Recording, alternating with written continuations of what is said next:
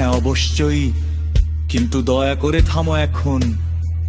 সে হাততালি দিয়ে বলল, তার কোমল হাতগুলো তার মাস্টারের সোনালি চুলের উপর মরিয়া ভাবে আঁকড়ে ধরে আছে, কিন্তু রোমান্ভ কেবল তার গলায় ভারী।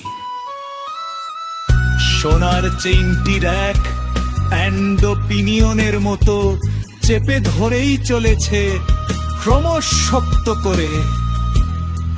রোমান্ভ বুঝতে পারেনি যে মেয়েটির হাত তার চুলের সাথে মরিয়া ভাবে আঁকড়ে আছে, কারণ সে চেইনটি মরিয়ে দিয়েছে।